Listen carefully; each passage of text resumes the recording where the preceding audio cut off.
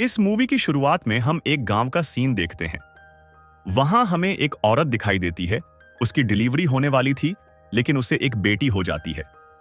इसके बाद उस औरत का पति अपनी बेटी को दूध में उबालकर भगवान को अर्पित कर देता है, क्योंकि उस समय लड़की का होना अपशगुन माना जाता था और इसलिए वहां सब लोग लड़का ही चाहते थे। इसके बाद हमें दूसरा गांव दिखाया जाता है। वहां एक परिवार में रामचंद्रन और उसके 5 बेटे होते हैं, लेकिन किसी भी बेटे की शादी नहीं हुई थी, क्योंकि वहां लड़कियां पैदा होते ही मार दी जाती थीं। ये लोग काम करने के लिए रघु नाम के एक बच्चे को रखते हैं। रघु नीची जाति का था। वह बड़ा बेटा रामशरण से कहता है कि वह जल्दी से उसकी शादी करा दे, क्योंकि उसकी उम्र निकल रही है। रामशरण कहता है कि वह उसके लिए लड़की ढूंढ रहा है, लेकिन इस गांव में तो क्या, आसपास के गांव में भी कोई लड़की नहीं है।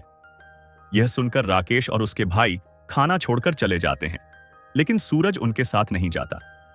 फिर गांव के ढेर सारे लोग एक घर में टीवी देखने जाते हैं। वह घर इनका सिनेमा हॉल था। वहां लोग अश्लील फिल्में देखते हैं।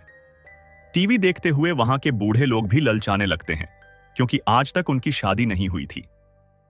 फिल्म देखने के बाद राकेश के अंदर हवस जाग जाती है और वह बाहर निकलकर जानवर के साथ अपनी प्यास बुझाता है।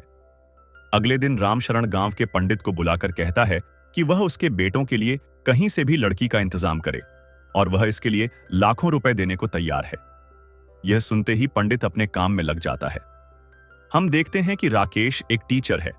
स्कूल में पप्पू नाम का दूसरा टीचर उससे कहता है कि उसकी शादी होने वाली है और उसे भी शादी में आना होगा। यह सुनकर राकेश को काफी जलन होती है और वह गुस्से में एक बच्चे को पीटता है। इसके बाद हम देखते हैं कि पप्पू की शादी हो रही है। पप्पू का पिता लड़की के बाप को 5 लाख रुपए और 2 गाय देता है। फिर शादी के लिए दोनों मंडप में आते हैं, जिसके बाद पंडित दुल्हन बनी लड़की का पाजामा खींच लेता है, लेकिन वह दुल्हन लड़की नहीं बल्कि एक लड़का होता है। यहां पता चलता है कि वहां लोग पैसों के लिए लड़कों को लड़की बनाकर शादी करवा देते हैं और बाद में पैसे लेकर भाग जाते थे। इसी तरह यह लोग भी भाग जाते हैं। एक दिन पंडित किसी काम की वजह से दूसरे गांव में जाता है और रात होने की वजह से वहीं रुक जाता है। सुबह जब वह शौच के लिए नदी के पास जाता है तो उसे किसी लड़की के गुनगुनाने की आवाज सुनाई देती है। पंडित जाकर देखता है तो वहां एक सुंदर सी लड़की होती है।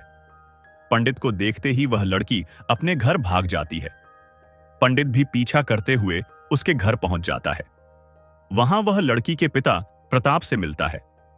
प्रताप पंडित से कहता है कि अगर गांव वालों को उसकी बेटी के बारे में मालूम हो जाता तो वह उसकी बेटी को भेड़ियों की तरह नोचकर खा जाते, इसलिए वह गांव से दूर इस जंगल में रहता है। फिर पंडित उसे अपनी बेटी की शादी रामशरण के घर में करने के लिए कहता है। साथ ही वह उसे 1 लाख रुपए देने की भी बात करता है। यह सुनकर प्रताप मान जाता है। इसके बाद पंडित रामशरण के पास जाता है और उसे वह सूरज को अपने साथ लेकर प्रताप के घर पहुंचता है। वहां प्रताप राकेश की फोटो देखता है। फोटो देखने के बाद वह कहता है कि वह अपनी बेटी की शादी राकेश से नहीं बल्कि सूरज के साथ करेगा, क्योंकि सूरज देखने में संस्कारी लगता है। यह सुनकर रामशरण वहां से जाने लगता है, लेकिन रास्ते में वह सोचता है कि कल्कि की शादी सूरज से ही करने में फायदा है, क्योंकि सूरज उसकी बातों को मानता है। इसके बाद हम देखते हैं कि प्रताप को 5 लाख रुपए और दिए जाते हैं और कल्कि की शादी सूरज के साथ कर दी जाती है। इसके बाद यह लोग कल्कि को लेकर घर आ जाते हैं। घर आकर रामशरण बोलता है कि कल्कि की सुहागरात सबसे पहले वही मनाएगा, क्योंकि वह घर में सबसे बड़ा है। वह कहता है कि तुम लोगों ने अपने बारे में ही सोचा है, लेकिन तुम्हारी मां के गुजर जाने के बाद मैंने जिंदगी कैसे बिताई ये सिर्फ मैं ही जानता हूं, इसलिए कल्कि के पास सबसे पहले मैं जाऊंगा। इसके बाद रामशरण कल्कि के पास जाता है और उसके साथ जबरदस्ती करता है, लेकिन अगली सुबह कल्कि को मालूम होता है कि कल रात उसके पास सिर्फ उसका पति ही नहीं बल्कि उसका ससुर भी आया था। इसके बाद सभी भाई एक एक दिन करके कल्कि के साथ सोते हैं। 5 भाई कल्कि को सिर्फ अपनी हवस मिटाने के लिए इस्तेमाल कर रहे थे। फिर जब सबसे छोटे बेटे सूरज की बारी आती है तो वह कल्कि के पास जाता है, लेकिन उस दिन कल्कि की तबीयत ठीक नहीं थी, इसलिए वह उसके साथ जबरदस्ती नहीं करता और बस उससे बातें करता है। सूरज काम में भी कल्कि की हेल्प करता है, जिसके बाद दोनों एक दूसरे से प्यार करने लगते हैं। इसके बाद कल्कि अपने बाकी पतियों को अपने पास आने से रोकने लगती है, जिससे रामशरण और उसके बाकी बेटे जलने लगते हैं। उन्हें लगता है कि सूरज ने ही उनका काम खराब किया है। अपनी हवस मिटाने के लिए यह लोग इतना नीचे गिर जाते हैं कि कोई सोच भी नहीं सकता।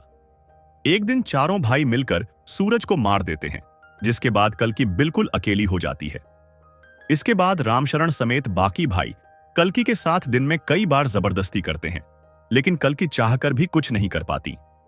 फिर एक दिन वह रघु के हाथों अपने पिता के पास चिट्ठी भेज देती है। अगले ही दिन प्रताप वहां आ जाता है।